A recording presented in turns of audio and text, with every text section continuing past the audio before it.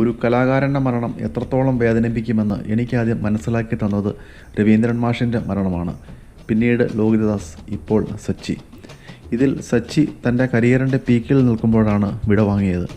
അനശ്വരനായ ലോഹിതദാസിന് ശേഷം മലയാള സിനിമയിൽ ഇത്രയും ശക്തമായ കഥാപാത്ര നിർമ്മിതി കൊമേഴ്ഷ്യൽ സിനിമയിൽ കണ്ടിട്ടുള്ളത് സച്ചിയുടെ സിനിമകളിലൂടെയാണ്. വളരെ ചെറിയൊരു വിഷയം മനുഷ്യ മനസ്സിനെ സങ്കീർണമാക്കി സംഘടനത്തിലേക്ക് എങ്ങനെ നയിക്കും എന്ന് ഈ കലാകാരൻ നമുക്ക് കാണിച്ചു തന്നു. സച്ചിയുടെ നായകന് പൃഥ്വിയുടെ രൂപമായിരുന്നു. അനാർക്കലിയിലുണ്ട് അയാളുടെ മനസ്സിൻ്റെ സൗന്ദര്യം മുഴുവനും. അയ്യപ്പനിലുണ്ട് സച്ചിയുടെ രാഷ്ട്രീയം. കോശിയോട് കാണിച്ച അനുഭാവത്തിലുണ്ട് അയാളുടെ അപബോധം. പുഷ്പിച്ചു തുടങ്ങുമ്പോൾ തന്നെ കടയേറ്റ് വീണ് മഹാവൃക്ഷമായി മാറേണ്ട യുവവൃക്ഷമായിരുന്നു സച്ചി എന്ന എഴുത്തുകാരൻ. ഫോക്ക് സോങ് ശീലുകളുടെ അകമ്പടിയോടെ പശ്ചാത്തലത്തെ കഥയിലേക്ക് സന്നിവേശിപ്പിക്കാൻ സച്ചിക്കുണ്ടായിരുന്ന കഴിവ് അസാധ്യമായിരുന്നു. അനാർക്കലിയോളം മികച്ചൊരു പ്രണയകഥയോ അയ്യപ്പനോളം മികച്ചൊരു മാസ് എൻ്റർടൈനറോ തരാൻ കെൽപ്പുള്ള സിനിമാക്കാർ ഇവിടെ അധികമൊന്നുമില്ല എന്നുള്ളത് കൊണ്ടാണ് ഈ മരണം സൃഷ്ടിക്കുന്ന വിടവ് എത്ര വലുതാണെന്ന് മനസ്സിലാവുന്നത്.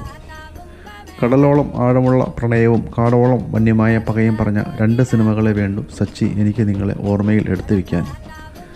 സച്ചി എന്ന വക്കീലിൻ്റെ സിനിമകളുടെ പ്രത്യേകതയാണ് നിയമത്തിൻ്റെ സാധ്യതകൾ സിനിമയിലേക്ക് പറിച്ചു നടുമ്പോൾ നമുക്ക് ലഭിക്കുന്ന അറിവുകൾ. ലക്ഷദ്വീപ് എന്നത് മറ്റൊരു വണ്ടർലാൻഡാണെന്ന് എനിക്ക് വീണ്ടും തോന്നിപ്പിച്ചത് അനാർക്കലി എന്ന മനോഹര ചിത്രമാണ്. സച്ചി ഇല്ലാതാവുമ്പോൾ കൂടെ ഇല്ലാതാവുന്നതും അത്രയും മനോഹരമായ കുറേ കാഴ്ചകളും കൂടിയാണ്. ആ കാഴ്ചകൾക്ക് ലക്ഷദ്വീപിലെ നീലക്കടലോളം ഭംഗിയുണ്ടായിരുന്നു.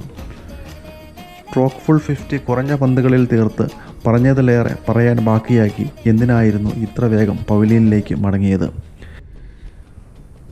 പ്രിയപ്പെട്ട സച്ചിദാനന്ദൻ, താങ്കൾ ഇനി ആ മുഴുവൻ പേര് അർഹിക്കുന്നു. സത്തിലും ചിത്തിലും ആനന്ദം കണ്ടെത്തുന്നവൻ, പ്രണാമം.